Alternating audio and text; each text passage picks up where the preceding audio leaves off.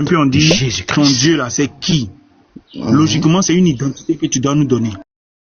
Alors, C'est une identité. vous comprenez donc pourquoi Quand tu entends c'est qui là, on parle de il faut 4 définir la dimensions. personne.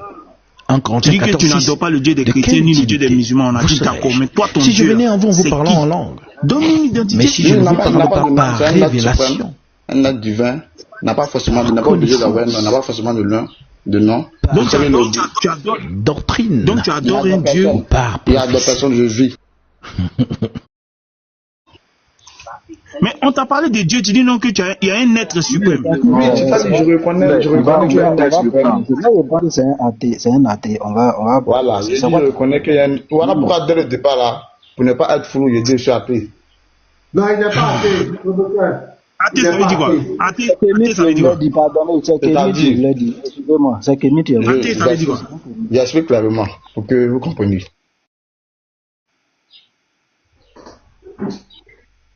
Je crois qu'il existe une personne divine qui est à la base de l'existence du monde. Oui. Ok.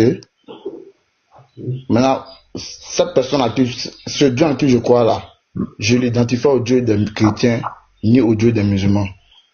C'est clair. C'est clair? Maintenant, on n'est pas obligé d'avoir un nom. Moi, c'est ma conception de la chose. Maintenant, moi, je vais poser une question.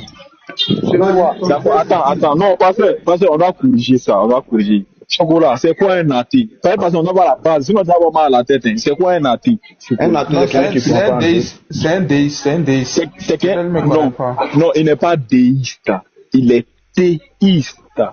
C'est-à-dire qu'il croit en l'existence d'un Dieu bizarre dans le billard.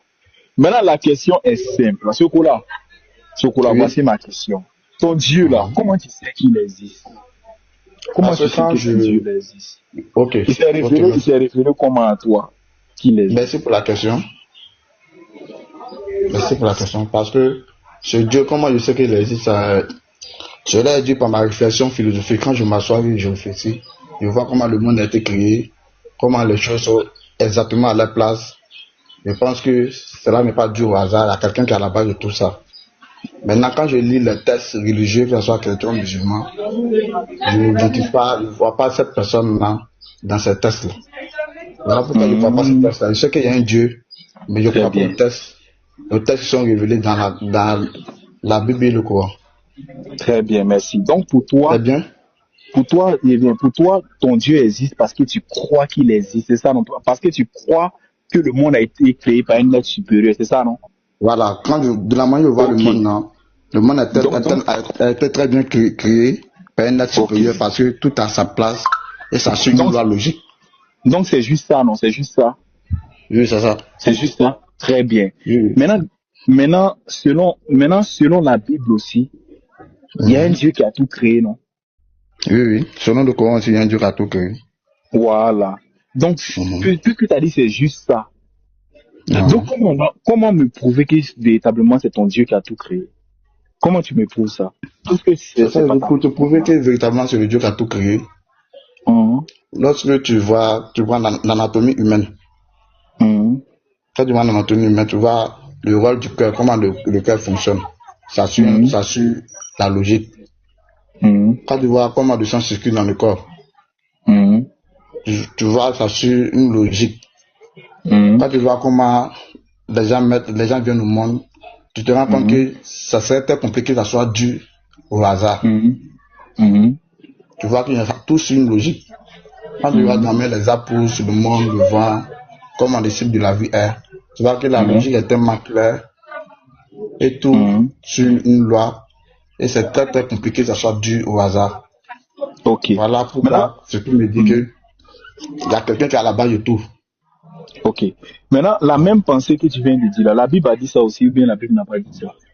La Bible a dit ça, mais quand tu te bases sur la Bible, il y a des passages qui sont bons, il y a des passages qui posent problème. Quels sont les passages qui posent problème? Bon, peut-être si peut-être après j'ai fait la liste, je vais vous donner les passages, mais le passage clairement qui me dérange dans la Bible, vous croyez à l'Ancien Testament?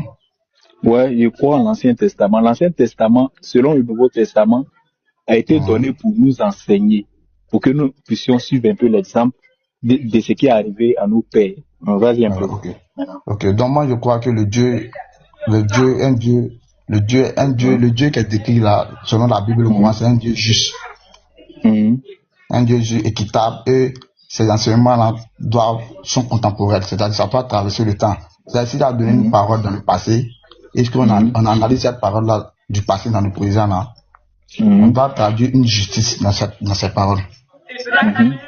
C'est-à-dire il ne peut pas être injuste dans le passé et juste dans le présent. C'est-à-dire qu'il donne une parole du passé. Là, quand on analyse avec le contexte dans lequel cette parole a été descendue, cette parole est juste selon le contexte. Voilà, maintenant quand je lisais l'Ancien Testament sur le contexte de l'esclavage, tout. D'abord, de un, bien voir que dans le Coran, que ce soit dans la Bible, il y a des passages qui encouragent les gens pour affranchir les esclaves. Mais le Coran et la Bible, aucun d'entre eux n'a pu interdire l'esclavage. Pourtant, l'esclavage, le concept de l'esclavage, c'est que un être humain appartient à un autre être humain. Ok, ça, d'accord. Donc, là-bas, la justice même n'existe pas là-bas.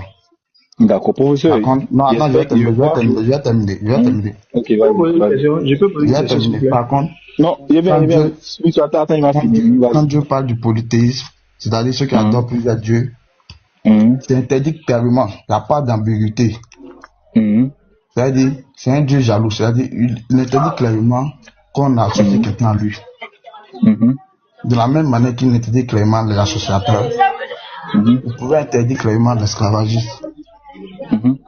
À ce que je me rends compte, ce sont les êtres humains qui ont combattu contre l'esclavage. Aucune religion n'a interdit l'esclavage. Donc, le fait d'interdire l'esclavage, cela résulte des actions des êtres humains et non des religions quelconques. Ok. Maintenant, moi, je voudrais savoir, est-ce que...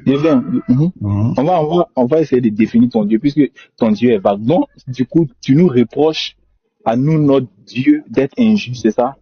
Oui, à certains passages. Et des versets qui sont très, très, très, très ambigus. Très bien. Par exemple, tu reproches à notre Dieu d'être jaloux, c'est ça, non? Oui, c'est-à-dire, il y a des passages, il est jaloux quand ça soit... comment dirais-je? Quand il parle de polythéisme, c'est-à-dire les personnes qui adorent plusieurs dieux, là-bas, les catégories, voilà, ça, c'est la jalousie. Mais quand c'est une injustice entre humains, il est ambigu. Mais quand c'est une injustice envers lui, il est très clair. D'accord. Donc, sur ce point-là, on va régler ça rapidement. Dis-moi un peu. Tu peux accepter qu'il couche avec ta femme? Comment? Tu peux accepter qu'il couche avec ta femme? Excuse-moi. Non. Pourquoi?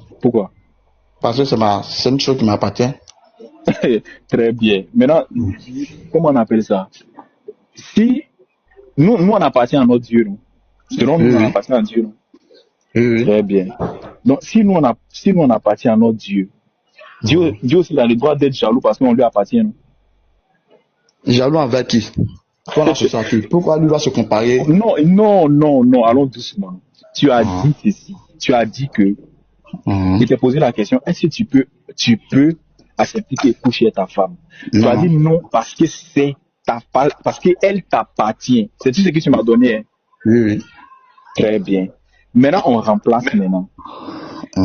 Maintenant, si moi, par exemple, j'appartiens à Dieu et que je trompe Dieu en l'ajoutant, c'est-à-dire que je prends une pierre et puis je dis à cette pierre, oh pierre, c'est toi qui es mon Dieu, c'est toi qui m'as créé. Tandis que j'appartiens à Dieu, comme de la manière ta femme t'appartient. Est-ce que j'ai le droit, est-ce que Dieu, il a le droit d'être jaloux puisque je lui appartiens? Oui, il a le droit. Très bien. Donc ça, c'est déjà réglé. Ok, on continue un peu. Voilà, ça, c'est déjà réglé, il a le droit. Maintenant, on continue. Tu as parlé d'esclavage. Voilà. Tu sais, professeur, tu me fais prouver. Au fait, je commence à comprendre quand tu as parlé de Kémite. En réalité, je vois un peu quand il parle d'esclavage. La Bible a dit... Je ne sais pas Kémite. Non, il vient.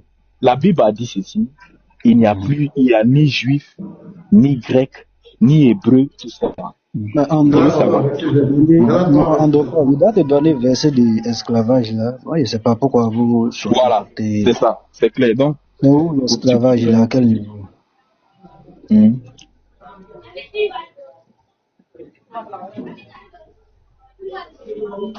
Oui, je vous Je écoute. peux poser une question? Oui, Je peux vous poser une question? oui, tu Bon, vas allez-y poser ta avec, question. Je vais demander allez-y un verset. avec lui. Posez, va avec lui et descend, non. Oui, il y Merci a beaucoup, les frères, spiritualité, merci. c'est une petite question. Mais Chocolat, est-ce que tu peux me donner le verset qui parle d'esclavage, là, s'il te plaît? Le verset qui parle d'esclavage. Il y a le verset. Attends, j'ai oublié le passage là, mais l'idée. Je vous dis ce que. Peut-être vous allez retrouver le verset. Il a dit que lorsque un maître bat son esclave, lorsque l'esclave meurt sur le champ, il a blâmé. Mais si l'esclave meurt après un jour ou 2 jours, on ne doit pas blâmer le maître. Je sais pas, vous avez déjà entendu parler de ce verset-là. Mais toi, tu l'as lu, non? Oui, je l'ai lu. Oui, selon toi, quand tu le lisais, c'était où? C'était où que tu lisais ça? C'était Exode.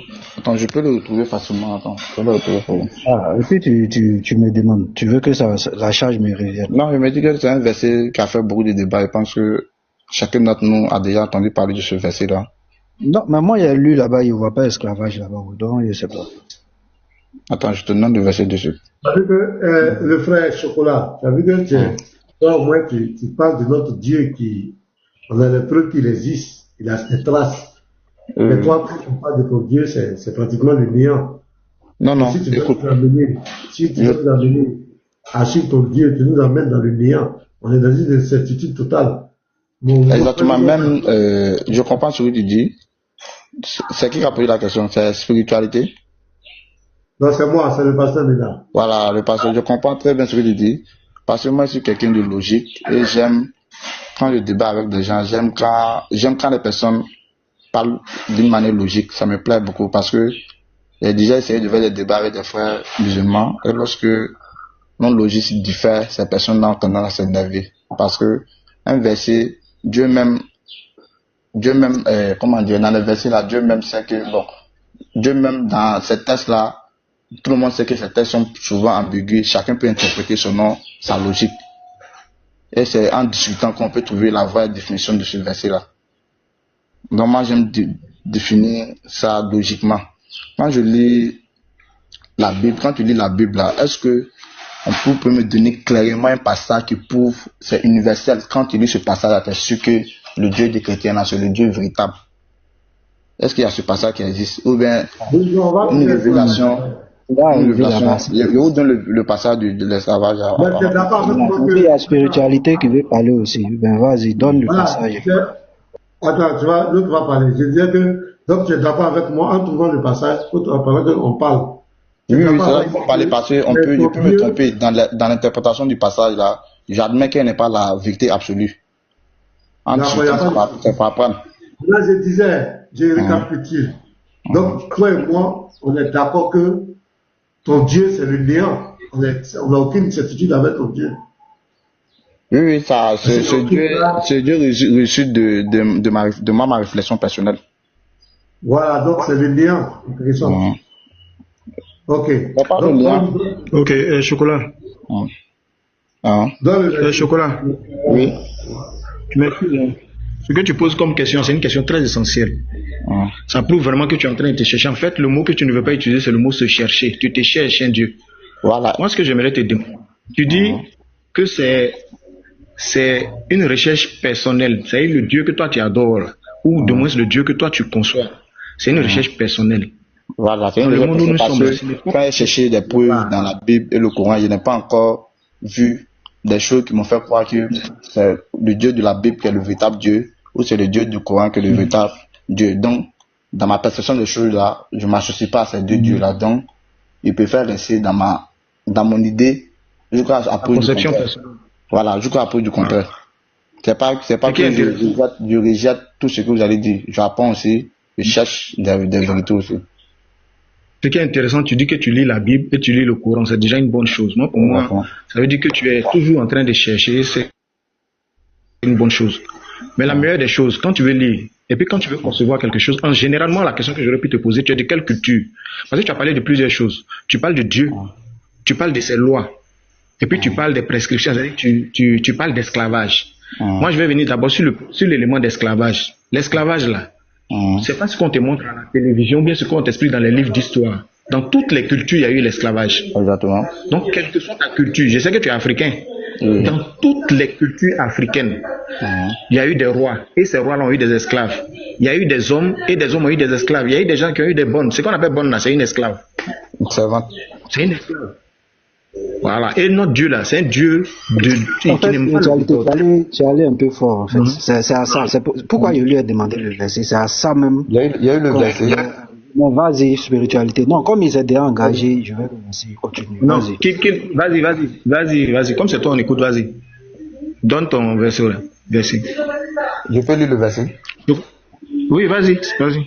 On dit si un homme frappe son Exode 21.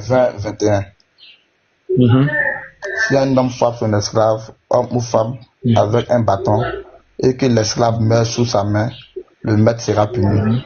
Mais si l'esclave survit un jour ou deux, le maître ne sera pas puni, car c'est son argent. Voilà, maintenant quand j'ai lu ça, peut-être ma compréhension de ce verset-là est fausse, mais comment j'ai compris, c'est comme si le maître, il a le droit d'abord de frapper son esclave, mais si l'esclave meurt sur le champ, c'est en ce moment qu'on peut le blâmer. Mais si l'esclave survit un jour ou deux, là, on ne tient pas rigueur au maître. C'est-à-dire, il n'est pas inquiété. C'est ce que moi j'ai compris. Ah, d'accord, c'est une bonne chose. Quelqu'un pourrait mieux m'expliquer ce passage-là. Je vais essayer de te donner un certain contexte. D'abord, il faut que tu saches que la Bible, là, c'est un livre d'abord historique. Ok.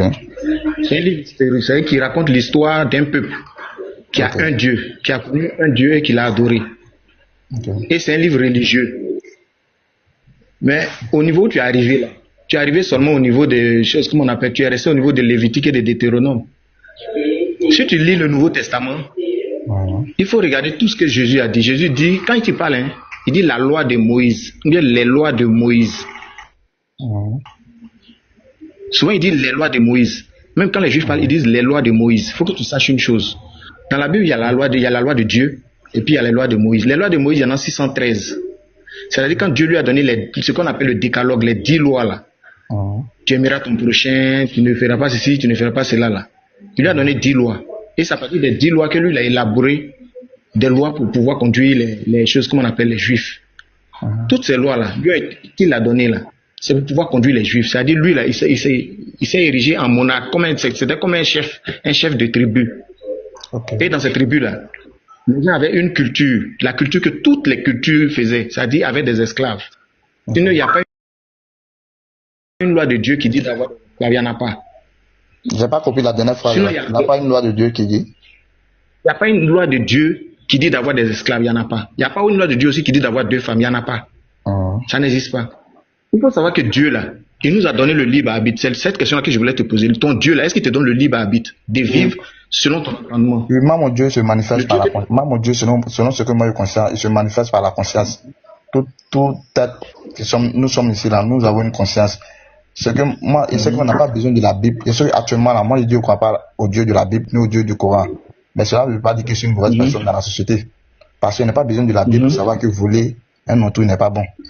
Il n'y a pas besoin du Coran pour savoir que coucher avec la femme de quelqu'un n'est pas bon. Est-ce que tu suis ma logique? Oui, ça c'est la loi. Voilà. Ça c'est la loi morale. Ça c'est pas la loi, même sans la loi là. Loi morale, même quand c'est la loi, la conscience même me dit que même si personne ne me voit, je peux tromper les gens en attrapant la femme de quelqu'un, me cacher, coucher avec elle là. Mais ma conscience c'est que c'est quelque chose qui n'est pas bon. Là c'est une erreur. Je peux faire ça qu'on m'attrape. Non, tu viens, c'est une erreur. Quand tu dis conscience, ça, tu parles de quoi? La conscience de l'homme là est basée sur une loi. Il n'y a pas un homme qui est né. Non. Laisse-moi finir de parler. Le volet mais qui avant vole qu'on parle là-bas, là, on va essayer d'expliquer le verset là, on risque de se perdre. Mais c'est ce que j'essaie de te dire. Moïse a créé ces lois parce que c'est un homme d'État. Ben ça, la loi, le verset que j'ai dit là, ça c'est la loi, c'est une parole divine, non? C'est une parole de Dieu. Oui, mais toutes les paroles que tu vas trouver dans la Bible sont des inspirations. C'est-à-dire que Dieu te laisse le droit. Il te laisse ce qu'on appelle le libre. Est-ce que ton Dieu là, il te permet d'avoir le libre? Oui, moi j'ai le libre. Pasteur Shalom. Spiritualité, pardon. accorde-moi une motion, pardon, avec lui, là, dans son Exode 21, là. Moi, je vais lui poser une question. Voilà, parce qu'il a fait mention, Chocolat a fait mention de l'esclavage. Chocolat, s'il te plaît, est-ce que tu peux me définir ce que c'est que l'esclavage de manière dictionnaire, quoi, voilà. Selon pas dictionnaire, de la manière moi je conçois, de manière, l'esclavage selon moi, là, c'est le fait, tu le veux qu'un homme, un homme appartient à un autre homme. C'est-à-dire, l'esclave devient la chose de son maître. Le maître, il peut faire tout ce qu'il veut avec son esclave. C'est ça, selon son matériel, comme son chien, son chien. Ok. On n'arrive pas à voir, il peut être bon. Il y a des gens qui sont très bons avec les chiens, qui sont mauvais avec les chiens, mais ça leur appartient. Ce sont des esclaves. Ok. Maintenant, dis-moi, dans la loi des hommes, là, selon l'esclavage, selon la loi esclavagiste, là, dis-moi, quand un maître opprime, blesse ou tue son esclave, est-ce que ce maître-là, c'est-à-dire, ce maître-là doit être puni? Est-ce que ce maître-là aussi doit payer parce qu'il a fait mourir ou soit il a blessé son esclave? Parce que en Afrique, on a vu, il y a eu de l'esclavage, non. L'esclavage a eu lieu en Afrique. Et dans presque tous les peuples, dans toutes les tribus, les rois avaient des esclaves. Mais est-ce que quand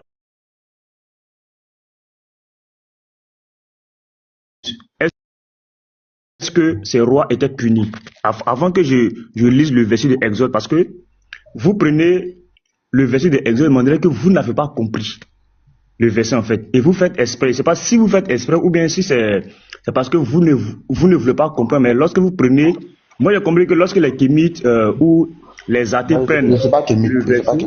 Oui, non, je dis lorsque les Kémites, les athées, les non-croyants prennent le cas de l'esclavage dans la Bible, ils ne prennent pas pour comprendre, mais ils prennent pour défendre leur mécréance. Non, moi je veux comprendre. Voilà, maintenant dis-moi, selon toi, est-ce que si moi j'ai mon esclave et que par accident ou par quelque chose il meurt, est-ce que moi je dois être puni? Normalement tu dois être puni. Si ton esclave meurt, si c'est de ta faute. Tu peux donner une preuve, parce que moi je peux te donner des preuves que des colons ont tué nos parents au temps de l'esclavage, mais ils n'ont jamais été punis. Je peux te donner des preuves que des rois ont fait mourir leurs esclaves, mais ils n'ont pas été punis. Ça, c'est l'abus des colons. Moi, je ne parle pas de colons, moi, je parle de la parole de Dieu qui est non, mais non, ici, nous. Je suis d'accord avec toi qui est le colon. Je suis d'accord avec toi qui est le colon. Je débat avec des preuves palpables et non des. Ok, bon, alors je suis d'accord avec toi. Celui de dire là, je suis 100% d'accord. Voilà, nous, on peut prouver ça que il y a eu de l'esclavage. Il y a eu ça, mais les concernés n'ont pas été punis. Mais qu'est-ce que la Bible dit? Pour te montrer que ce n'est pas l'esclavage dont vous avez un griffe dans la tête, comme celle qui s'est passée dans les années 1800 en Afrique, là. C'est pas. La Bible dit quoi dans Exode 21? Écoute bien. La Bible dit si un homme frappe du bâton son esclave, l'homme ou femme, et que l'esclave meurt sous sa main, l'Éternel dit, le maître en question sera puni. Or, dans l'esclavage qui a eu lieu dans le monde, dans tous les pays, cette loi-là n'a jamais été applicable, tout n'a jamais été appliqué à ce maître-là. Parce que ces maîtres, lorsqu'ils ont tué des esclaves, en aucun cas, ils ont été punis. Je comprends pas. Voilà, ici, l'Éternel entend, c'est-à-dire, ce qu'on appelle les lois, et c'est ce que le fait. Ici, l'Éternel met les maîtres en cause.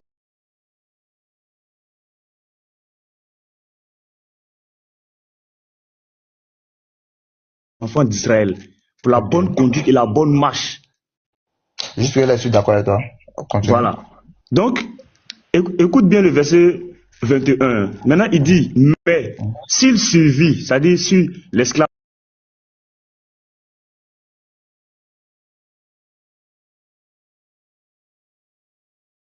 si des hommes se querellent et qu'ils heurtent une femme enceinte et la fassent accoucher sans autre accident, ils seront punis d'une amende imposée par le mari de la femme et qu'ils devront payer. Donc, tout ça, ce sont des lois, ce sont des ordonnances que l'Éternel a données aux enfants d'Israël. Ok. en aucun cas, ils ont, comment on dit ça? Ils l'ont mis en pratique de manière vulgaire, de manière rigoureuse, de même qu'on a vu l'esclavage dans nos tribus, dans nos peuples, avec les colons dans les années 1800. En fait, vous faites allusion, lorsque vous parlez d'esclavage dans la Bible, ça n'a rien à voir avec ce qu'on a vu ou ce qu'on nous a enseigné à l'école. L'esclavage à l'école dont les colons ont fait souffert nos parents n'a rien à voir avec ce dont parle la Bible. Et la Bible n'a jamais parlé d'esclavage. Ici, il s'agit ici d'un serviteur, de quelqu'un qui sert quelqu'un. Donc, du coup, tu es appelé esclave parce que tu es, je sais pas comment on dit ça là. Hein? Tu sers la personne. Tu es au service, voilà, tu es au service de quelqu'un. Petit Mato, attends. Petit Mato. Okay. Maintenant, donc, attends. Je pose une question. Attends, s'il te plaît. Non, comme il a échangé avec moi, avant que tu interviennes. Oui. Tu vas me poser une question. Attends d'abord. Non, c'est pour confirmer en fait. Tu vas me poser une question. Ok, tu as lu le passage maintenant. Chocolat, attends, tu vas me poser la question. Attends d'abord, il va finir de lire le même verset. Je veux savoir la Bible là-haut. Le passage que j'ai lu là. Chocolat, attends. Est-ce qu'il n'est pas en retard? Est-ce qu'il nous reçoit même? Est-ce qu'il n'est pas en retard? Chocolat, attends, le professeur va lire et puis tu vas me poser la question. Ok. Voilà, donc ici, si un homme frappe du bâton, tu vois, normalement, il n'y a pas intention de commettre un meurtre. Ok. Tu vois, je prends un bâton et puis je veux chicoter peut-être ma servante. Ok. Tu vois, il n'y a pas intention de meurtre. Ça, il faut comprendre ça d'abord. Si un homme frappe du bâton son esclave ou, soit c'est esclave ou servante. Donc, c'est pas esclavage que vous pensez là. C'est une personne qui t'essaie. Et qu'il meurt sous sa main, il sera assurément vengé parce que on va se dire quoi? Tu ne peux pas prendre un bâton, frapper une personne et puis la personne va mourir sur le coup. Là, il y a volonté de tuer. Bon, je ne veux pas employer les grands mots, hein, mais j'espère que tu vas comprendre mes mots. Dans ce cas-là, il y aura une volonté de dire la personne. Chocolat, est-ce que jusque-là on se comprend? Ça dit, tu prends un bâton et tu te mets à frapper quelqu'un et la personne dia. C'est qu'il y a volonté de dire la personne. Ok. N'est-ce pas? Là, on va te venger. Maintenant, on va se poser. Mais, s'il suffit un jour ou deux, là, on suppose que quand tu frappes la personne, c'est pas dans une volonté de dire la personne, mais c'est dans un cas de punition. Tu voulais punir quelqu'un, et puis le malheur est arrivé 2 jours après. Un ou 2 jours. Est-ce que tu comprends? Oui, un ou 2 jours. Il n'y a pas de souci. On va dire 1 jour après. Je prends le cas même le plus proche. Je prends 1 jour après. Ok. Il ne sera pas vengé car il est sa propriété. Ok. Tu vois, non? Ok. Maintenant, voici la mise en application. Le meurtre d'un esclave. L'esclave dont il est question dans ce passage n'est pas qualifié de propriété de son maître. Étant qualifié. Voilà, étant qualifié, voilà, excusez-moi. Le meurtre d'un esclave. L'esclave dont il s'agit est... Pardon. L'esclave dont il est question dans ce passage étant qualifié de propriété de son maître, il ne peut pas s'agir d'un esclave non juif. Il ne peut que s'agir d'un esclave non juif. Ok. Si le maître a battu l'esclave, même si c'est avec le bâton dont il se sert habituellement. Donc il y a un bâton qu'il prend pour le punir habituellement. Tu vois, non? Pour le corriger, il encourt la peine de mort s'il l'a brutalisé au point de provoquer sa mort. Ok. Tu vois qu'il y a une donnée qui vient s'ajouter maintenant dans l'application, non? Ok. Ça dit, même si tu l'as frappé, au point même de provoquer la mort, on t'applique directement œil La pour peine œil, de dent mort. pour dent. On t'applique également cette peine-là. Ok. Mais le cas contraire, là, il ne le fait pas dans le cas de le tuer, en fait. Or, c'est Cependant, avec le même bâton, il a l'habitude tu peux continuer de le la lecture fouetter. cependant. Oui, je vais continuer. Il n'y a pas de souci.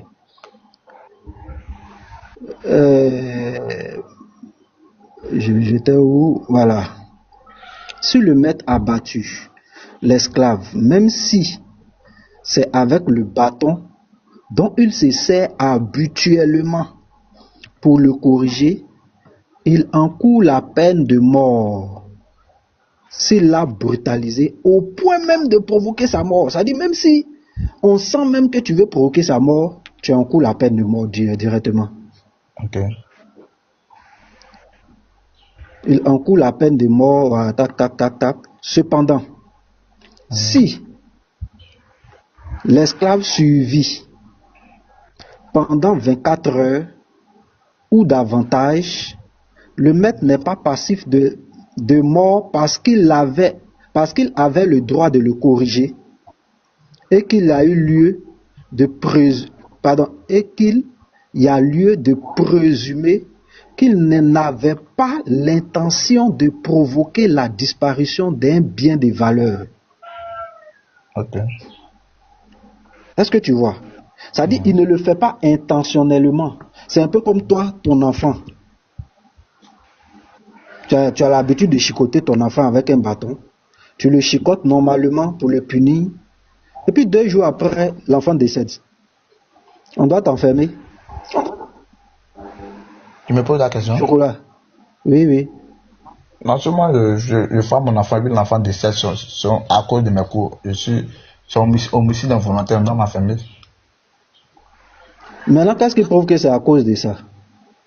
Parce que rien ne prouve, hein. Toi, tu vois, tu dis la conclusion que... C'est un autre débat. Hein. Parce que tu frappes quelqu'un. Oui, je viens. Non, je viens. Non, je viens. Tu vois, je t'ai écouté tout à l'heure, non? Okay. Regarde, tu as l'habitude de frapper ton fils avec un bâton. Ok. Maintenant, tu l'as corrigé aujourd'hui. Et 2 jours après, il décède. Non, prenons un jour. Pour que ça soit facile. 1 jour après, il décède. C'est toi? Si ça s'avère que c'est à cause de mes coups, il décède, je suis en tort. Ah, tu vois que tu dis si ça s'avère, mais est-ce que c'est toi d'abord? Est-ce qu'on peut tirer la conclusion que c'est toi? Ça vient de toi. Ok, j'ai compris la logique que tu veux dire, mais est-ce que tu sais que tu es en train de t'éloigner du sujet parce que c'est très clair, s'il survit 1 jour ou 2, c'est-à-dire c'est à cause des plus conséquences des coups là, on dit s'il survit 1 jour ou 2. Sinon, il n'a rien, on ne sent pas d'ici le sujet. Non, pas à cause des conséquences. Non, le texte que j'ai lu, tu n'as pas compris. Non, ça c'est l'explication. Ce que tu dis là, c'est l'explication. Oui, mais c'est l'application. Non, attends, il faut qu'on soit d'accord. Non, attends, s'il te plaît. Il faut qu'on soit d'accord. Okay. Ça là, il y a des gens qui mettent en application. Okay. Actuellement, où nous parlons là, il y a un peuple qui met ça en application. Okay. Ceux qui mettent ce verset-là en application, là, voici ce qu'ils te disent que nous on fait par rapport à ça. Ça, c'est le livre des Juifs. C'est eux qui mettent actuellement là. Oui. Ok, ça marche. Non, j'ai la preuve, hein. Je peux te prouver. Non, pas la peine de me prouver. Tu me dis simplement. Ce livre-là, c'est comme un livre qui explique les versets de la Bible. Voici ça, 20 à 21. Si tu regardes, 20 à 21. Ok. Tu vois, non? Okay. Donc, ceux qui statuent, qui utilisent cette loi-là, présentement là, et ils te disent, voici comment ils comprennent la chose, voici comment ils mettent en application. C'est eux qui font les choses. Nous, on n'a pas à se plaindre. On ne peut pas donner une direction.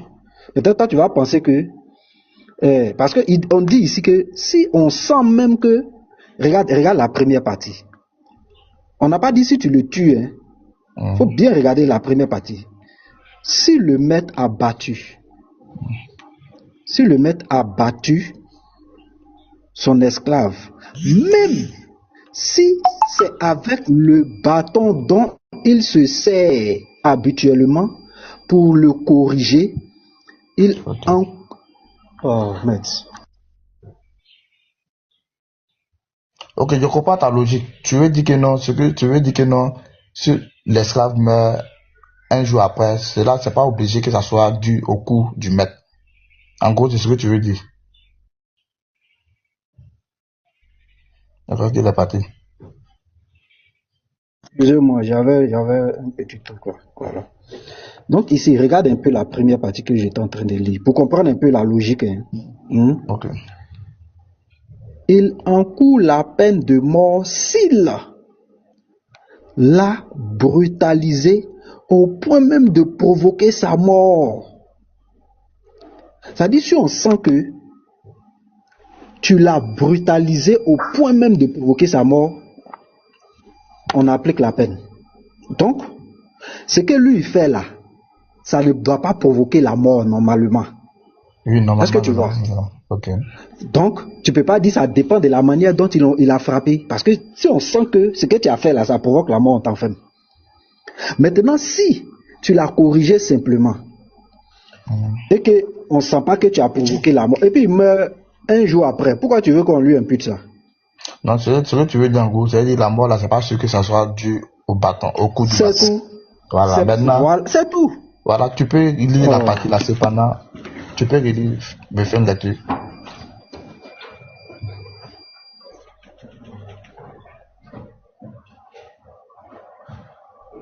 Professeur, tu es là? Bon, peut-être qu'il a un peu bougé. Vas-y, pose ta question là. Tu as dit que tu voulais voilà. Pas qu'il revienne. Ah, maman, j'ai oublié même ce que je vais te poser comme ça. Maintenant, c'est que le professeur. Il est revenu. Oui. Tu peux lire la partie cependant, oui. Là, cependant. Ouais, cependant, si l'esclave survit pendant 24 heures ou davantage, c'est-à-dire ou plus, tu vois, non? Le maître n'est pas passif de mort parce qu'il n'avait pas le droit, parce qu'il avait le droit de le corriger et qu'il y a lieu de présumer qu'il ne l'avait pas l'intention de provoquer sa disparition. Tu vois, voilà, lui, il a frappé simplement. Non, continue la lettre tout simplement. Continue la lettre. Sa disparition... Bon, la disparition d'un bien de valeur. D'autre part, voilà. D'un bien de valeur... D'autre part, continue. Oui. Je viens. Le Rambam précise que si le maître frappe son esclave avec une pierre ou toute autre arme pouvant provoquer la mort dont on ne se sert pas normalement pour donner une correction, il sera passif de mort. Ça dit si tu n'as pas pris un bâton. Ok, j'ai compris. Je voulais que tu continues pour que toi-même tu saches que ce que tu m'as expliqué là, c'est pas ce qui est écrit. Ce qui est écrit là n'ont pas parlé de que la mort n'est pas due aux conséquences de ces coups. Là-bas, il reste dans une logique que la mort est liée aux conséquences du coup. Tu te lis bien, tu vas comprendre. Non, c'est faux. Il faut répondre la partie après cependant là. Il est toi-même. Non, c'est faux. Attends. Ce que tu m'as expliqué là, ça dit que cela, ça peut être que attends, pas mort. Chocolat, c'est faux. Regarde. Pourquoi j'ai dit c'est faux? Pourquoi moi j'ai dit c'est faux? On dit mais... Tu as compris ce que j'ai dit. Mais tu as compris ce que j'ai dit. J'ai bien compris. Chocolat, pourquoi j'ai dit c'est faux? C'est simple. On dit, si on sent même que quand tu le frappes, tu as l'intention de le tuer, on te tue. Je suis d'accord avec ça. Mais comment, maintenant, si tel est le cas, ça veut dire qu'il a frappé là. Normalement, il n'y a pas de dégâts. Ok. Parce que si on sent ça, s'il y a dégâts nets, on t'enferme. Ok. Donc, s'il le frappe, normalement, il ne doit pas avoir de dégâts. C'est ça, non? Ok. C'est Je ça? suis d'accord. Est-ce qu'on est Je suis d'accord d'accord. d'abord? Je suis d'accord. Donc, s'il n'y a pas de dégâts, et puis la personne meurt un jour après, on ne peut pas t'imputer ça. Ah, toi aussi, il ne faut pas faire ça. C'est clair. Ok, ce que tu as expliqué là, je comprends.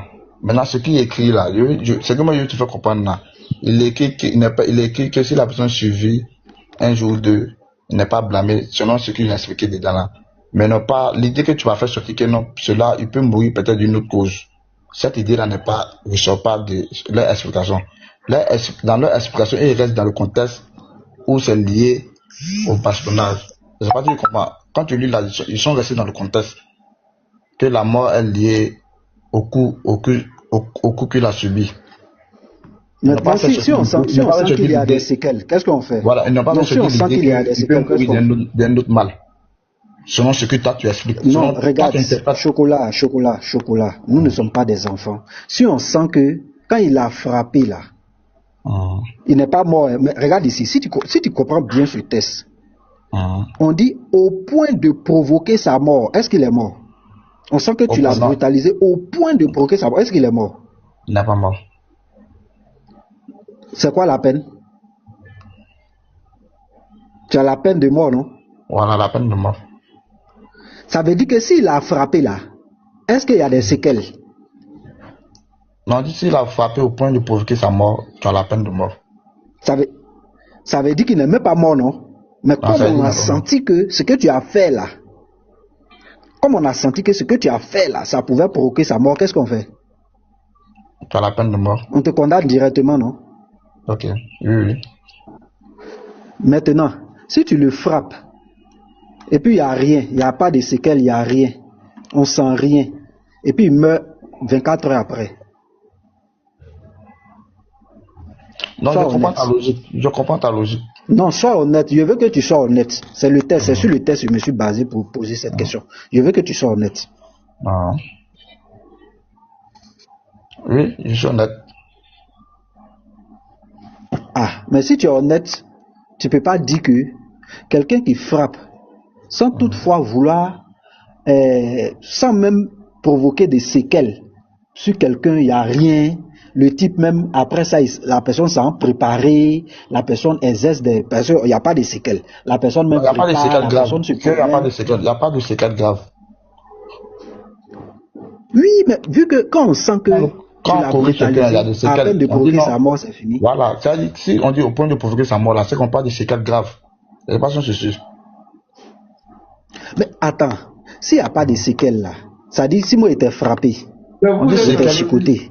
C'est quelqu'un qui peut provoquer la mort. Tu es d'accord avec c'est quelqu'un qui peut provoquer la mort. Non, en fait, il ne veut pas accepter. Il a vu la vérité, mais il ne veut pas accepter. Non, j'ai pas vu la vérité. C'est tout. Moi, je vais accepter quelque chose. Je vais aborder. Bonjour, merci pour ton explication. Monsieur Chocolat, chocolat brut. D'autres disent c'est quel chocolat, c'est un chocolat brut, noir, ou bien c'est noir brut, quelque chose comme cela. Tu dois comprendre que par rapport à l'esclavage, c'est pas l'éternel Dieu qui a institué l'esclavage. Tu dois comprendre que le peuple d'Israël, le temps où le peuple d'Israël est quitté de l'Égypte pour aller à la conquête de Canaan, c'était la loi du talion, c'est-à-dire que c'était des conquêtes. C'est-à-dire que chaque peuple voulait s'imposer à l'autre. C'est-à-dire que toi, par exemple, si la Côte d'Ivoire, par exemple, la Côte d'Ivoire veut étendre son territoire, la Côte d'Ivoire attaque le Burkina. Si la Côte d'Ivoire a vaincu le Burkina est soumis, se soumet, c'est comme ça dans cette période. Donc c'était la loi du plus fort.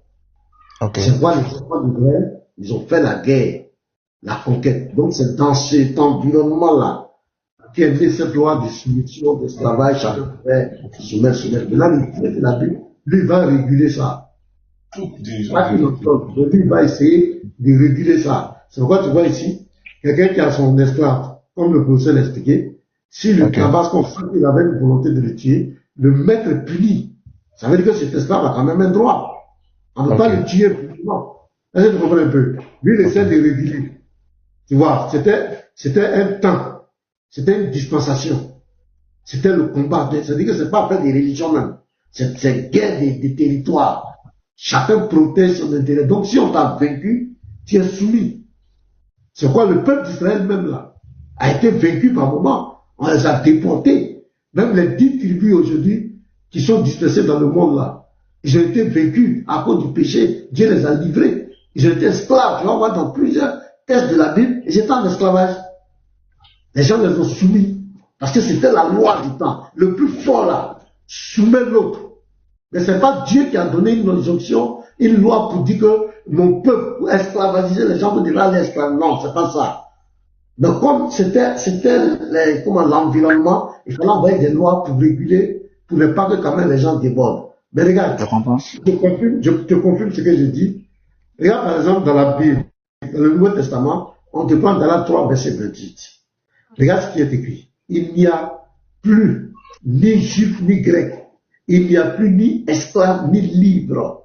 C'est-à-dire, esclaves libres sont au même pied d'égalité. C'est la Bible qui le dit. Il n'y a plus ni homme ni femme, car tous vous êtes un en Jésus-Christ.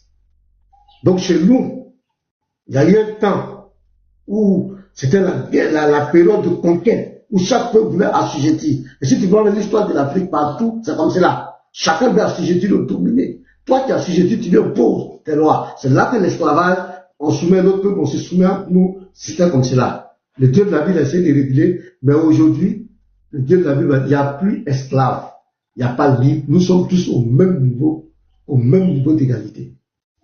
Nous avons le même. C'est bien compris, pasteur. Voilà, donc c'est un peu ça. Ok, c'est bien compris. Je comprends l'idée générale. Parce que je vais essayer de peut-être relire encore et puis voir la situation dans les livres qui expliquent et puis essayer de mieux comprendre cette partie. Oui, c'est ça. Puisque voilà. Maintenant, j'aimerais poser une question. Parce que quand je vous entends parler, je sens que vous êtes une personne qui explique dans la logique et qui veut maintenant comprendre des choses. Vous n'êtes pas cambré sur votre position. Vous essayez de faire un effort pour m'expliquer les choses. Donc, il n'y a pas de problème. Ok, maintenant, moi, j'aimerais voir, est-ce qu'il existe un passage dans la Bible où quand tu lis ce passage, tu as l'illumination, ou ce passage, quand tu lis là, tu es obligé de t'efforcer que tu vas croire au Dieu de la Bible. C'est-à-dire un passage qui n'est pas ambigu. Quand tu lis là, tu comprends directement que le Dieu de la Bible, c'est le Dieu qu'il faut prier, c'est le Dieu qui a tout créé, c'est le Dieu vrai. Okay, un passage ou bien une partie pour que je puisse aller lire. Je vais te donner une loi morale comme cela. Et puis toi-même, tu vas me dire une loi morale. Par exemple, je prends par exemple Matthieu 22, le verset 39. Il dit, et voici le second qui lui est semblable. Tu aimeras ton prochain comme toi-même. Tu aimeras ton prochain. Ça veut dire quoi? Si moi je t'aime comme moi-même, chocolat, est-ce que je peux te faire du mal? Est-ce que je peux te faire du mal? Est-ce que je peux toucher ta femme? Non. Est-ce que je peux te voler? Non. Est-ce que je peux t'esclavagiser? Non. Tu as vu? Donc si les hommes obéissaient à ça, à ce commandement, tu as vu qu'il n'y aura pas de guerre. Aujourd'hui, les gens fabriquent des bombes, pas pour tuer des animaux, mais c'est pour tuer son semblable. Mais si j'aime mon prochain, est-ce qu'il y aura des guerres? Non. Est-ce que d'autres peuples allaient accepter, d'autres peuples allaient assujettir d'autres peuples? Non. Ou coloniser, piller les richesses de l'autre? Tu vois qu'on allait vivre en paix. Donc c'est une loi qui est intemporelle, qui peut s'appliquer à toutes les générations, à tous les peuples, à n'importe quelle tribu. Cette loi passe. Aimer son prochain comme lui-même. Okay. Donc, qu'est-ce que le commentaire tu fais sur ce verset? Bon, je pense que cette loi-là, elle est universelle. C'est une loi qui apporte l'humanisme au monde cruel qui existe. Cette loi-là, si tout le monde appliquait la loi comme c'est écrit, je pense qu'on vivrait dans un monde de paix. Voilà, maintenant, ce que moi je voulais comme verset, c'est, comment dirais-je, parce que la Bible est descendue peut-être, si je me trompe, c'est au 7e siècle, hein, je pense. Non, pas au 7e siècle.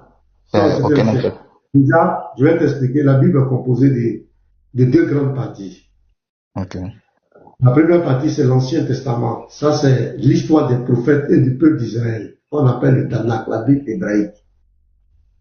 C'est comment on appelle, c'est ce qui a été récupéré, traduit et mis dans notre Bible actuellement. Puisque c'est en hébreu. C'est en hébreu, et les premières traductions, c'est en grec, on l'appelait la Septante. Donc, c'est des documents qui étaient là, qui sont avec les Hébreux, qui étaient comme des parchemins, des rouleaux. Voilà. Mais dans la langue hébraïque et en grec aussi. Donc, c'est ce qui a été traduit, c'est ce qui est dans notre Bible. Donc ça, déjà, plus de 2000 ans avant même notre ère moderne, l'ère de Jésus-Christ, où Jésus-Christ vient sur la terre, c'est des textes qui existaient déjà, parce qu'il y avait des scribes. Dans ce temps, qui écrivaient tout. Les enfants d'Israël avaient des scribes. Donc toutes les lois, ce que tu as lu, par exemple, l'esclavage ou bien les choses, c'est des choses qui ont été écrites par des gens, qui ont été écrites au temps de Moïse. Mais comme c'était sous sa juridiction, on dit c'est Moïse qui a écrit, c'est lui, c'est le truc. Mais il y avait des gens qui travaillaient avec lui, qui étaient avec lui. Donc déjà ça existe déjà avant notre ère. Maintenant, quand Jésus est venu sur la terre, maintenant il y a le témoignage de sa vie, le récit sur sa vie. C'est ça qu'on appelle les récits, les témoignages qu'on appelle l'évangile. Il n'y a pas 4 évangiles. Il y a un seul évangile, mais il y a 4 témoins. Matthieu, Marc, Luc, Jean. Matthieu, c'était un apôtre. Marc, c'était un disciple. Luc était un disciple et Jean était un apôtre. Donc ils vont rendre le témoignage de la vie de Jésus. Parce que l'évangile, ce n'est pas quelque chose qui descend sur quelqu'un comme une inspiration ou bien quelque chose qui tombe. Non, c'est un vécu. Le Messie a vécu, ce sont l'histoire qui est rapportée, ce sont des témoignages. Et il a dit, enseignez-leur ce que je vous ai prescrit. Donc les apôtres ont l'autorité, les disciples des apôtres ont l'autorité d'écrire. C'est ça qu'ils vont écrire le texte. Et après, les actes des apôtres. Après que Jésus va leur donner la grande commission, quand ils vont aller sur le terrain, le témoignage de ce qu'ils vont vivre, c'est ce qu'on appelle les actes des apôtres, ça sera reporté. Maintenant, on en appelle ça les lettres, les épîtres, des lettres qu'ils vont écrire pour expliquer la doctrine. Comment vivre la doctrine chrétienne. Donc les Pierre, les Jean, les apôtres vont écrire, et l'apôtre Paul qui va venir, après, Dieu va l'utiliser, parce que lui, il avait plus d'instructions. Il était plus instruit que les autres. Il avait plus d'instructions et Dieu va lui permettre d'écrire encore les lettres, au moins 13 ou 14 lettres, pour expliquer en profondeur la doctrine chrétienne. C'est tous ces documents-là qu'on a mis ensemble qui forment la Bible. Mais au premier siècle, le témoignage, tous les témoignages des apôtres étaient déjà bouclés.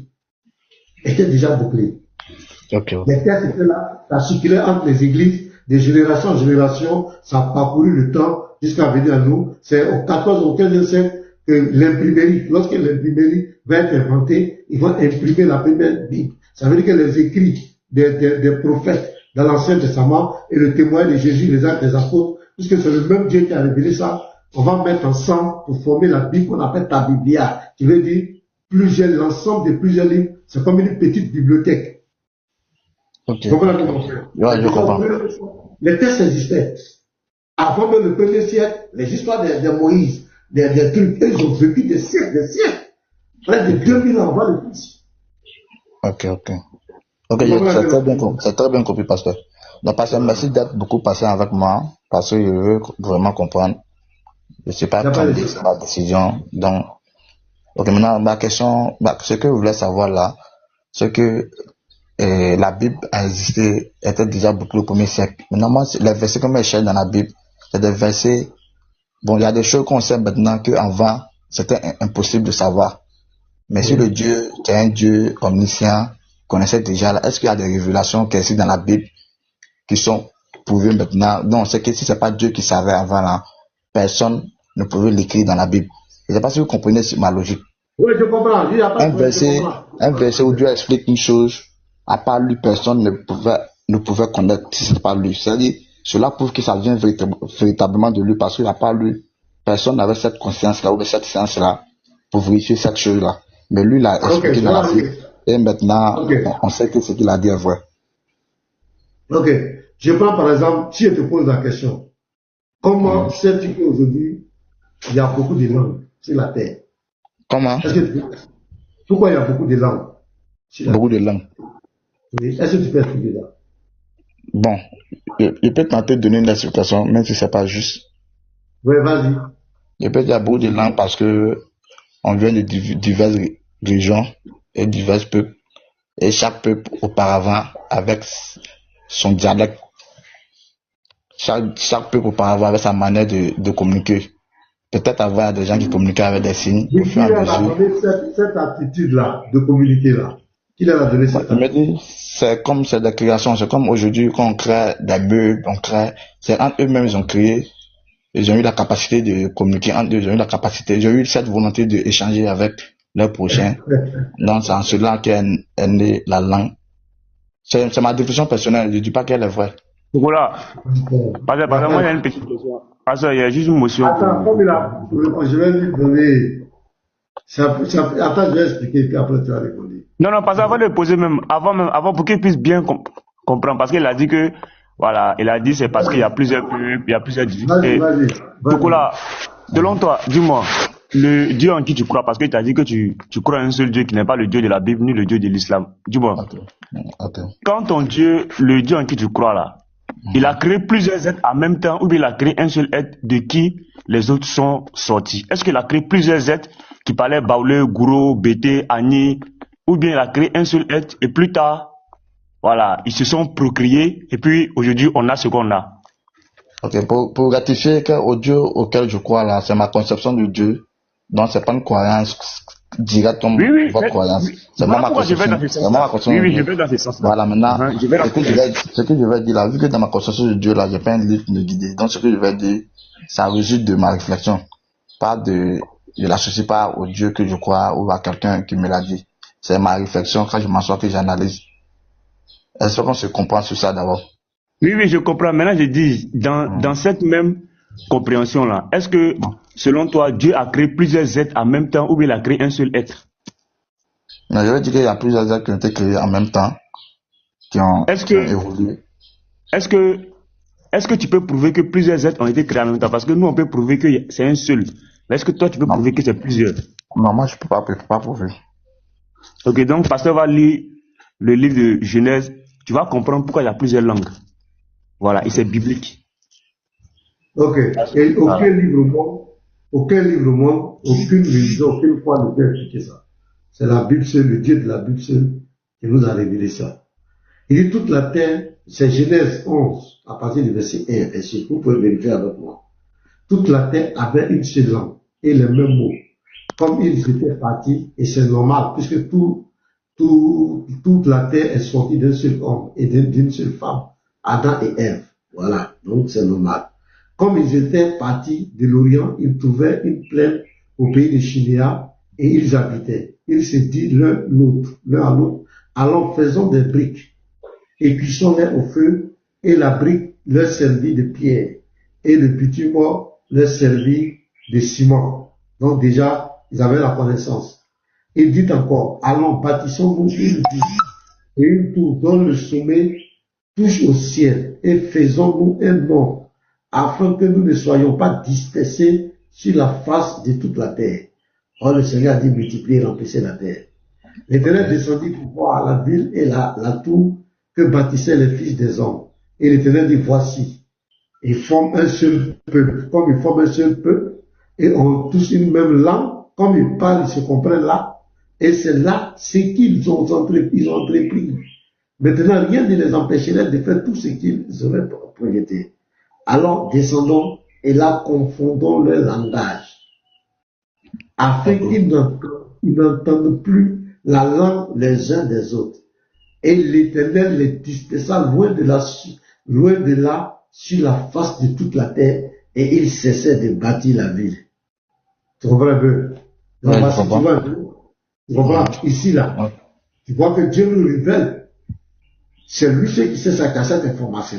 Et nous dit que la diversité des langues, là, voilà où c'est parti. Les hommes avaient parlé une seule langue. Donc, ils ont projeté, fait quelque chose, construit jusqu'à aller au ciel. Et ils ne voulaient pas se disperser sur la terre. Alors que Dieu a créé, il a dit à Adam, il remplissait la terre. Demandez à Chocolat. Oui. Est-ce que tu crois en ce que le pasteur vient de dire là? La preuve écrite noir sur blanc. Est-ce que tu crois en ça? Ok, ce qu'il a dit, j'ai bien compris. C'est-à-dire, au début, Dieu a créé Adam et Ève, il y avait une seule langue. Et après, Dieu a confronté les langues. Si je comprends bien, Dieu leur a dit de remplir la terre, qu'elles sont dispersées. C'est en cela qu'il y a eu une diversion de langues. C'est bien compris. Il ne voulait pas se disperser. Il voulait rester dans un seul point. Il devait construire une ville qui allait arriver jusqu'au ciel. Donc, qu'est-ce que Dieu fait? Tu vois, non? Puisque Dieu avait dit il doit remplir la terre. Et ils ne voulaient pas obéir. Donc, comme ils avaient une seule langue, j'étais dans le même lieu, ils avaient une seule langue. Dieu dit alors, il faut que je leur confonde pour ne pas qu'ils s'entendent. Pour ne pas qu'ils entendent la langue. C'est là que Dieu va diversifier les langues. Et au fur et à mesure du monde, tu vas voir les langues vont naître. Les langues vont naître, mais l'origine, c'est lui qui a créé l'homme, c'est lui qui a fait ça. Aucun livre de foi, aucune histoire, aucun être humain ne peut expliquer la diversité des langues. Si ce n'est la Bible, la parole de Dieu, et les dieux de la Bible. Ok, j'ai bien compris maintenant.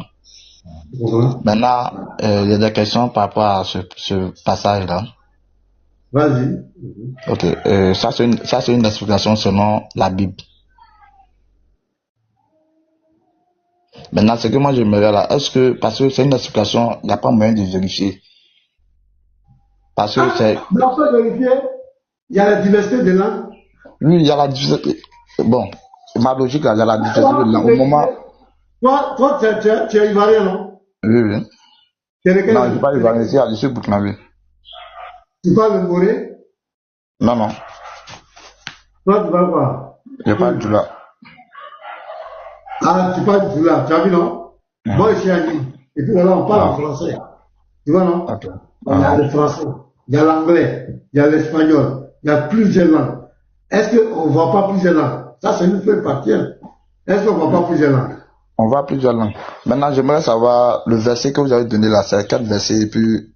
Genèse 11, verset 1 à 7. J'ai pas compris. Genèse 11. Genèse 11. Voilà, maintenant. Verset 1 à 7. Ok. Maintenant, moi, c'est une interprétation logique que moi je fais, selon ma logique pour essayer de comprendre. Parce qu'au moment où ce verset descendait là. Quand tu m'avais posé la question, le frère, tu m'avais dit de te donner des preuves. Oui. Des choses que c'est Dieu seul qui fait ça, qui est au courant de ça.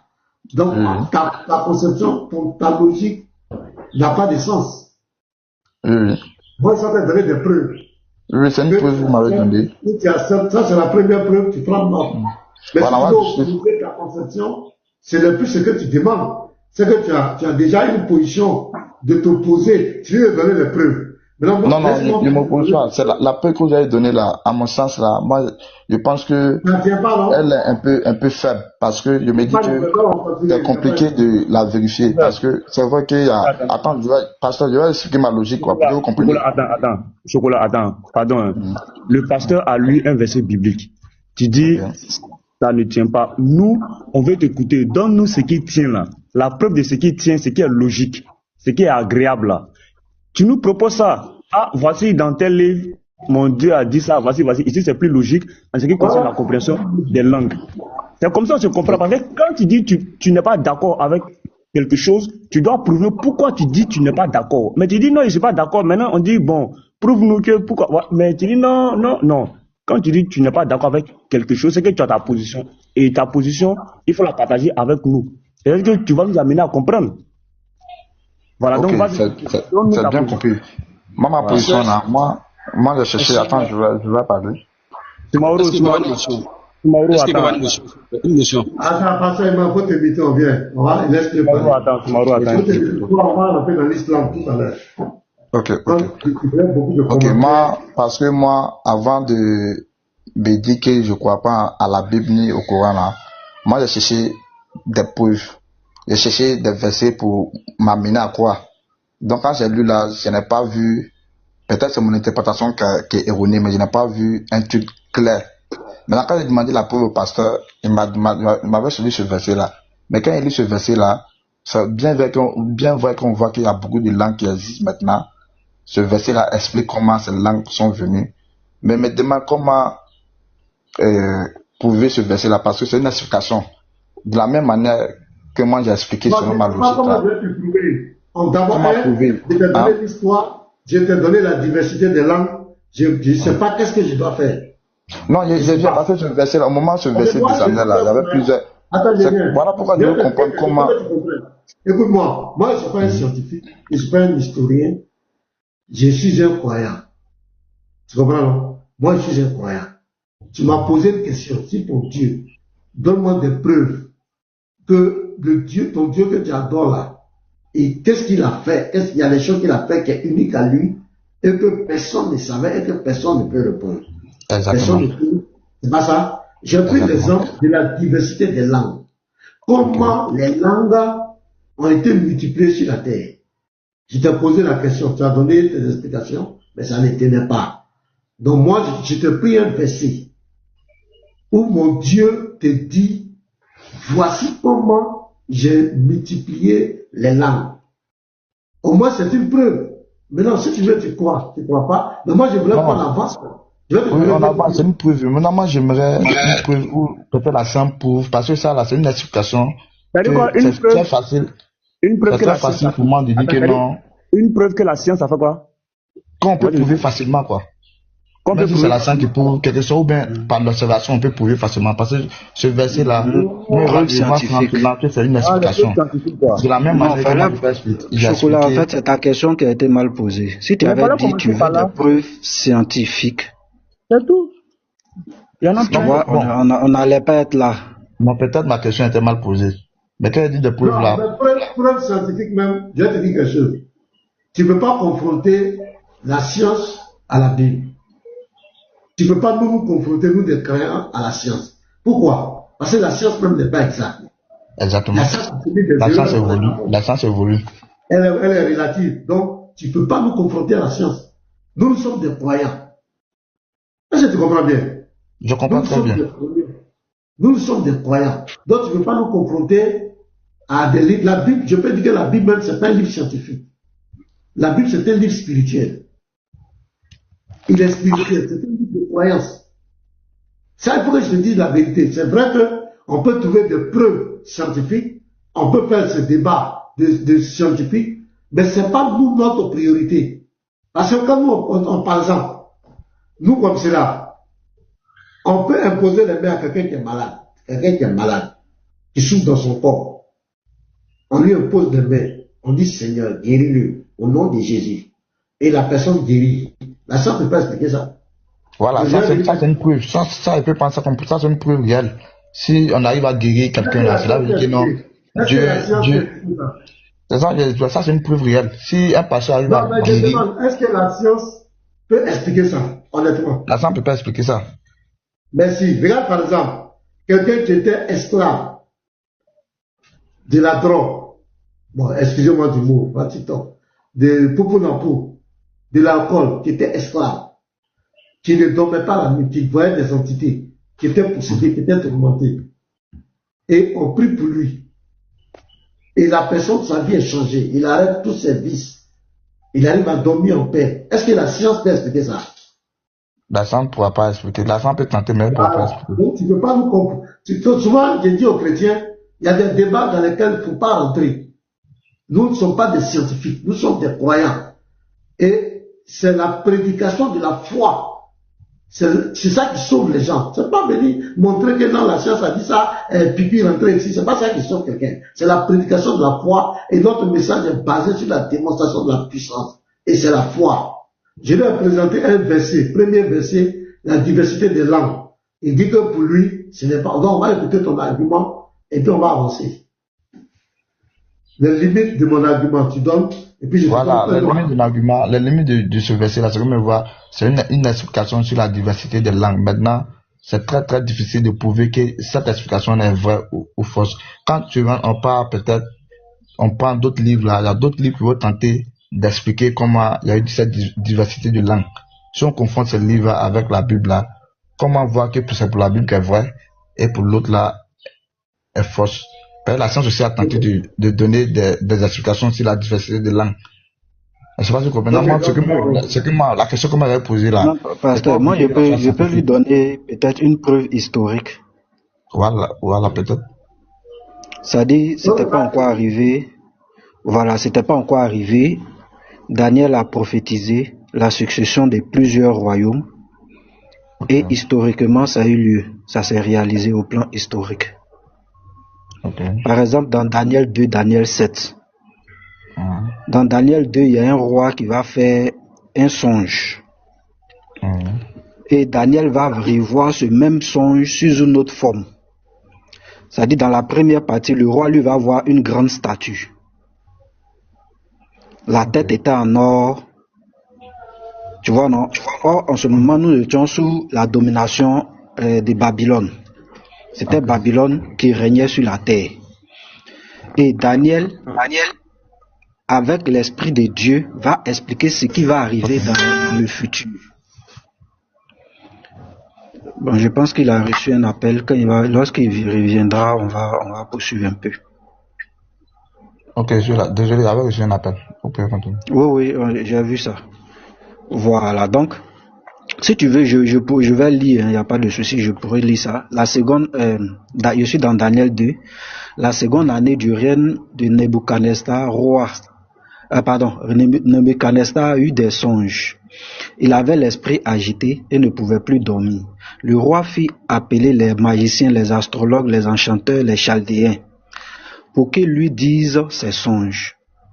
Il vint et se prosternait devant le roi. Le roi leur dit, j'ai eu un songe, mon esprit est agité, et je voudrais connaître ce songe. Les Chaldéens répondirent au roi, en langue araméenne, ô roi, vis éternellement, dis le songe à tes serviteurs, et nous donnerons une explication. Le roi reprit la parole et dit aux Chaldéens, la chose m'a échappé. Si vous ne me faites pas connaître le songe et son explication, vous serez mis en pièces et vos maisons seront détruites en un tas d'immondices. Mais si vous me dites le songe et son explication,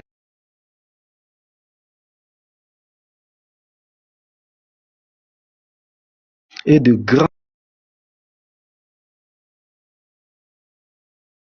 honneurs, c'est pourquoi dites-moi le songe et son explication. Il répondit pour la seconde fois que le roi dise le songe. Donc je ne vais pas être trop long. Hein. Okay. Donc je vais aller droit au but. Okay. Donc ici, voilà, il y a un roi qui a fait un songe, mais il était troublé. Donc le songe n'était pas clair dans sa tête. Donc il va appeler ses magiciens, ses sorciers pour dire, bon, venez m'expliquer ce qui se passe parce que je suis troublé, je suis perturbé, je suis perdu.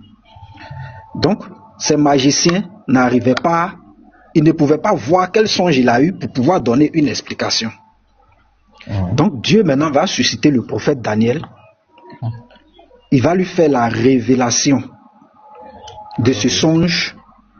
Et ce songe, la révélation et l'explication de ce songe auront leur réalisation dans le temps. Ok. Voilà, donc, en fait, il s'agit d'une statue que le roi, mais je vais lire cette partie-là. Je suis dans Daniel 2, verset 20. Ok. Daniel prit la parole et dit, béni soit le nom de Dieu, d'éternité en éternité. À lui appartiennent la sagesse et la force. C'est lui qui change les temps et les circonstances, qui renverse et établit. Il révèle ce qui est profond et caché. C'est ce que tu voulais là? Il connaît ce qui est dans les ténèbres et la lumière demeure avec lui. Okay. Dieu de mes pères, Dieu de mes pères, je te glorifie et je te loue de ce que tu m'as donné la sagesse et la force et de ce que tu m'as fait connaître ce que nous t'avons demandé, de ce que tu nous as révélé le secret du roi. Après cela, Daniel maintenant va se rendre auprès du Gad, c'est-à-dire le soldat principal du roi, pour lui dire que Dieu lui a fait la révélation. Sans que le roi ne lui explique le rêve. Lui va venir dire d'abord ce que le roi a vu. Il va maintenant expliquer le rêve au roi. Et cela a eu son accomplissement. Le roi prit la parole et dit, je vais directement au verset 26. Le roi prit la parole et dit à Daniel, qu'on nommait Belchazzar, es-tu capable de me faire connaître le songe que j'ai eu et son explication? Daniel répondit en présence du roi et dit, Ce que le roi demande est un secret que les sages, les astrologues, les magiciens et les devins ne sont pas capables de découvrir au roi. Mais il y a dans les cieux un Dieu qui révèle les secrets et qui a fait connaître au roi Nebuchadnezzar ce qui arrivera dans la suite des temps. Voici ton songe et les visions que tu as eues sur ta couche. Sur ta couche, ô roi, il t'est monté des pensées touchant ce qui sera après ce temps-ci. Et celui qui révèle les secrets t'a fait connaître ce qui arrivera.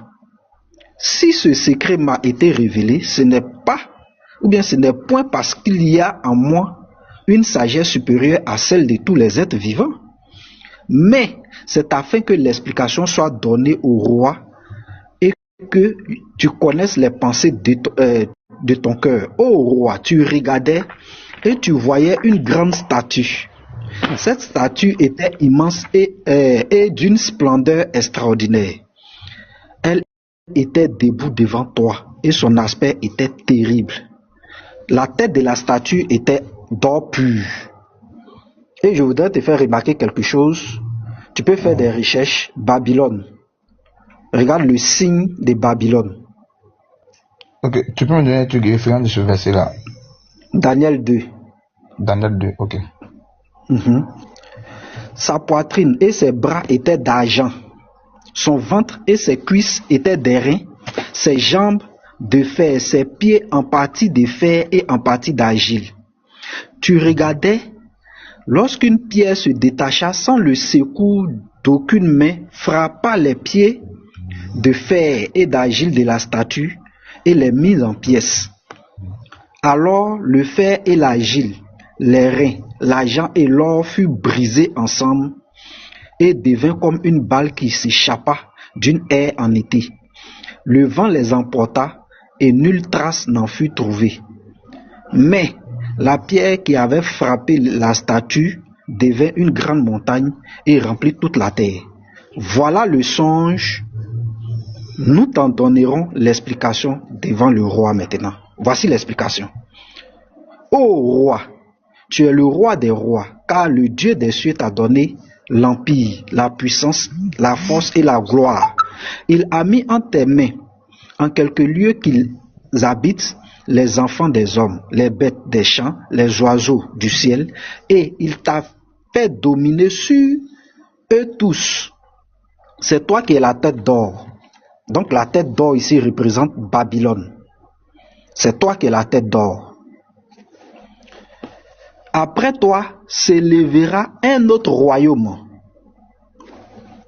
moindre que le tien, puis un troisième royaume qui sera d'airain et qui dominera toute la terre. Il y aura un quatrième royaume, fort comme le fer. De même que le fer brise et rompt tout, il brisera et rompra tout, comme le fer qui met tout en pièces.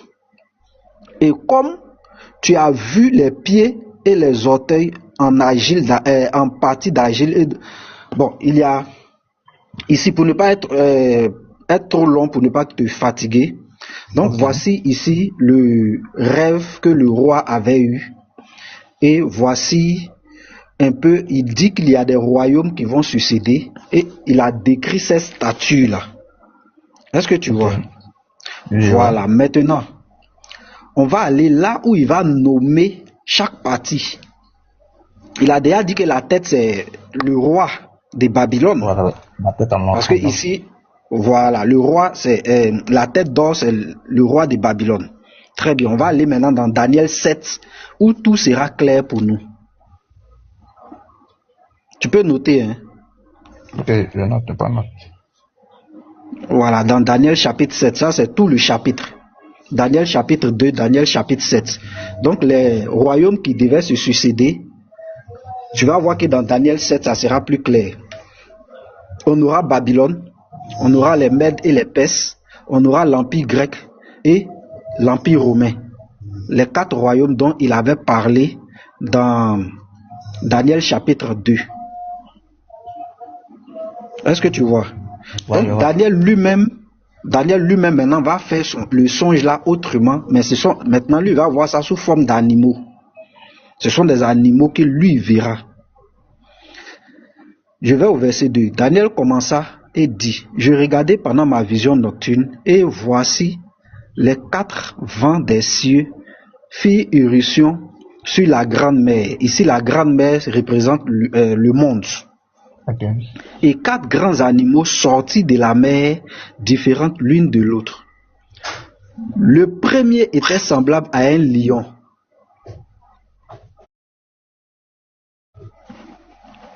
Attends, je vais chercher le signe de Babylone. Tu vas voir que le signe de Babylone, c'est un lion. Mais il va dire ça il va le dire. Le premier était semblable à un lion et avait des ailes d'aigle. Je regardais jusqu'au moment où fut arraché, où ses ailes furent arrachées. Il fut enlevé de la terre et mis debout sur ses pieds comme un homme. Et un cœur d'homme lui fut donné. Voici le second animal là, semblable à un ours, et se tenait sur un côté. Tout ça c'est significatif, hein, parce que c'est un ours, mais il se tenait sur un côté. Tout ça c'est bien expliqué, historiquement même c'est bien expliqué. Il avait 3 côtes dans la gueule, entre les dents, et on lui disait, lève-toi et mange beaucoup de chair.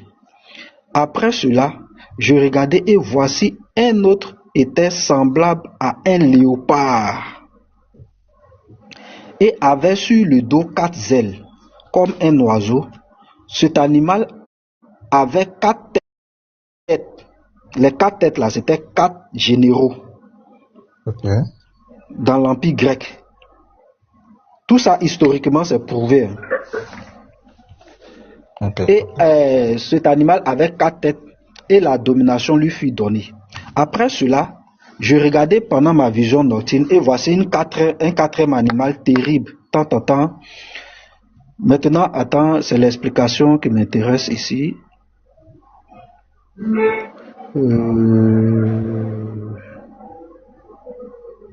Voilà, moi, Daniel, j'eus l'esprit troublé au-dedans de moi.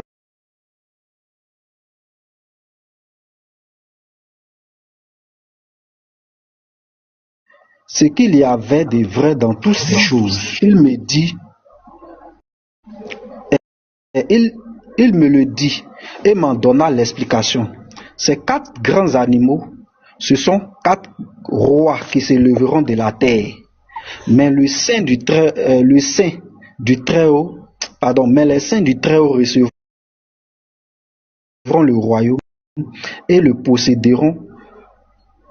Et ils posséderont le royaume éternellement, d'éternité en éternité. Ensuite, j'ai désiré avoir plus d'informations sur la 4e bête. Bon, là, je ne vais pas m'accentuer trop là-dessus. Mais ici, c'est pour te dire quoi. Les 4 rois avec Babylone, il y avait les Mèdes et les Perses, notamment qui a commencé par Cyrus. Il y avait Grec, Alexandre le Grand, et puis il y avait l'Empire romain qui se sont levés pour dominer le monde. Ok. Et ça, Daniel l'avait prédit avant même que cela n'arrive.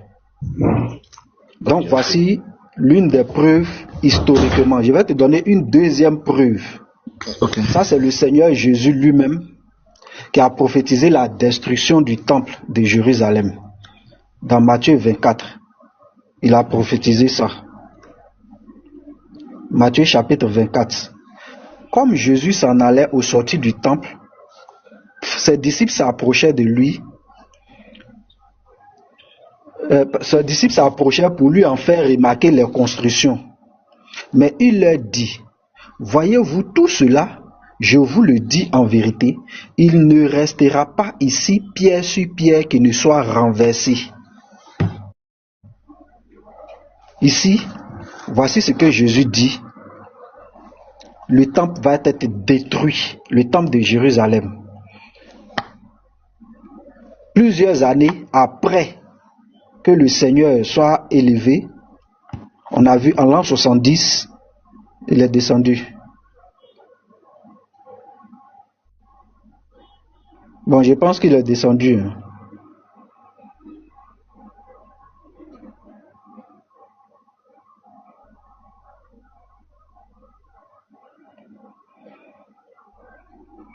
Bon, je pense que le pasteur, il est parti, je ne sais pas.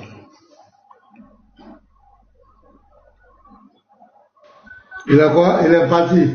Il est ouais. En l'an 70, bon, je vais chuter par là et puis laisser la parole. En l'an 70, le Seigneur a prophétisé avant cette période-là que le temple allait être détruit. Et effectivement, le temple a été détruit par Titus, avec Titus. Voilà. Le temple de Jérusalem a été détruit et il a eu à parler même d'une chose. Là, ça c'est un crochet. Il a dit, si vous voyez l'abomination de la désolation s'établir en lieu saint, que celui qui lit fasse attention. Donc à partir du moment où, ça dit, dans ce lieu saint-là, il doit avoir une abomination de la désolation qui doit s'établir là. Donc si on voit ça, celui qui lit doit faire attention.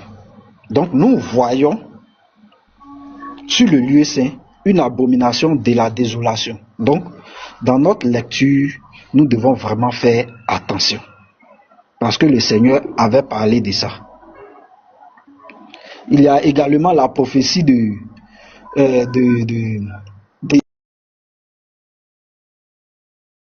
d'Ésaïe, prophétie de Jérémie, prophétie sur Babylone, Jérémie sur Babylone, Ézéchiel a prophétisé, tous ont prophétisé et il y a même pour finir l'Apocalypse qui ne fait que se confirmer avec le temps. Voilà, donc c'est là que je vais m'arrêter vu qu'il est tombé, il est descendu. Je vais m'arrêter là. Voilà. Ok, merci beaucoup, professeur, c'est clair. Je crois que, voilà, c'est clair. Hein? La Bible, on met au défi. On met au défi quiconque. Avec les prophéties de la Bible. Les preuves que nous donnons, envoyez vos livres. Envoyez vos livres, on va comparer. Les déclarations de la Bible. Moi, je m'en fous. Je dis, je reste qu'en fait... je vais rester qu'en fait, je m'en fous, il est 16 heures. Je reste qu'en fait, voilà, vous savez pas quoi. Oh! Attends, il est là. Il est là, le frère était descendu, il est revenu. On tapote. Il est là, chocolat noir.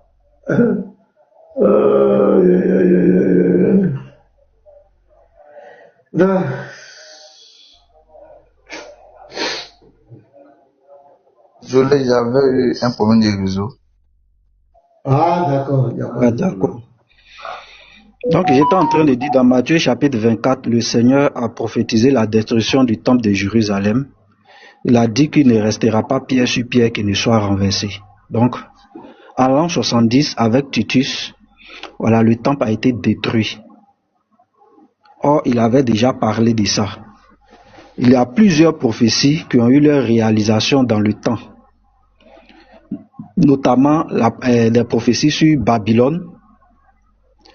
Même quand tu vas dans Ésaïe chapitre 13, que les gens aiment utiliser avec une mauvaise interprétation, Babylone, voilà, je pense que il y a un royaume qui a profané, qui a insulté Dieu, et Dieu, pour punir ce royaume-là, a suscité une armée qui est venue détruire ce royaume. Mais il a prophétisé ça avant que cela n'arrive.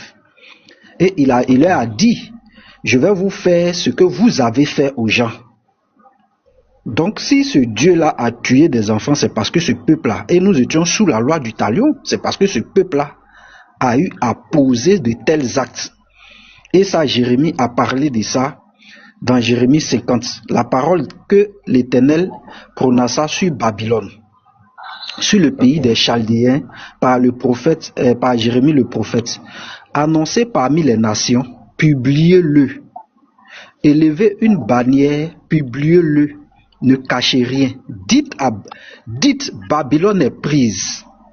Bel est confondu. Bel ici, c'était le dieu de Babylone. Bel est confondu. Mérodach est brisé. Leur dieu là, il a tout frappé. Ses idoles sont confondues et ses idoles sont brisées. Car une nation monte contre elle du septentrion. Tu vois, il va donner même celui qui vient combattre Babylone. Il va dire, de là où ce pays-là va quitter, ce peuple-là sort. Elle réduira son pays en désert. Il n'y aura plus d'habitants. Hommes et bêtes fuient, s'en vont. En ces jours, en ce temps-là, dit l'Éternel, les enfants d'Israël et les enfants de Juda reviendront ensemble et marcheront en pleurant. Et ils chercheront l'Éternel, leur Dieu. Ok. Voilà, donc ici c'est une prophétie de Jérémie sur Babylone.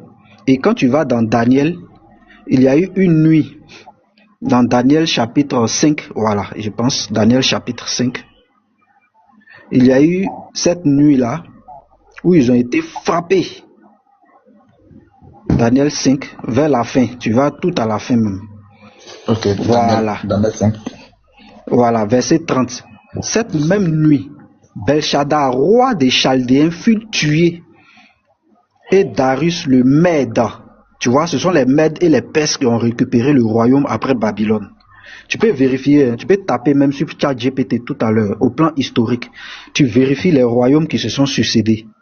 Ils vont te dire Babylone, ils vont te dire Mèdes et les Perses, ils vont te parler des Grecs, ils vont te parler des Romains. Okay. Et je pense que le Seigneur Jésus même était là lorsque les Romains étaient... Voilà, donc, et Darius le Mède s'empara du royaume. Ok. Étant âgé de 62 ans. Il a qu'à aller continuer la recherche. Ok, alors, merci beaucoup pour ces éclaircissements. Je suis vraiment enrichi de cet échange avec vous. Et merci pour votre patience parce que vous avez été très patient avec moi. Même si on n'a pas la même logique de voir les choses, vous avez été patient et vous m'avez aidé à comprendre très bien les choses. Donc, les révélations historiques que tu viens de me donner là, j'ai pris une note, je vais aller lire ça encore pour me faire encore une idée et voir ce qu'il y en a. Mais là, c'est pas tout. Désolé d'abuser, hein. Je sais pas tout. Parce que non, il n'y a pas de problème, c'est notre rôle. Tellement je pose des questions. Voilà, ok. Je sais pas tout. Est-ce que, en début de ça, il y a des preuves scientifiques que vous pouvez me montrer? Oui, il y en a plein. Je vais te donner des preuves scientifiques. Mais regarde, je voulais montrer cette vidéo. Ilima, tu es là? Ilima, vous êtes là? Teddy Mato est là? Ouais, pas je suis là. Voilà. Ok. Je voulais montrer une vidéo là, pour vous montrer que c'est chocolat ou bien je sais pas quoi là. Excusez-moi, hein. Je vais montrer un peu son insolence et vous allez voir ce qu'il dit du prophète. C'est pas toi, attends. C'est pas toi, chocolat. C'est pas toi, c'est un autre. Vous êtes beaucoup de chocolat sur la toile. C'est pas toi. C'est chocolat détruit. C'est quand celui même va parler. Donc c'est pas toi. Écoutez très bien ce qu'il dit du prophète Placide. Regardez les propos. Demain samedi, placé de ton bangala là, imbécile, va de con, faux prophète, chien, trompeur des hommes et des âmes. Tu as fait le bruit là au Congo, hein? Je suis en train de partir à votre ambassade. Samedi, je suis à Libreville, on va faire un débat.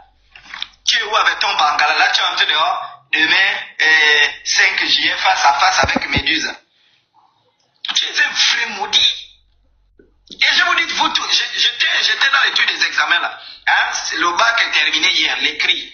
Je dis chacun, je vais vous écailler chaque faux pasteur ici. Mangan. Tu es un chien, un vrai faux prophète, faux.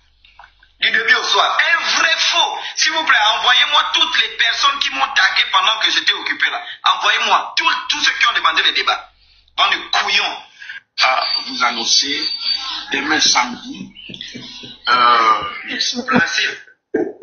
Oui, j'ai vu la vidéo là.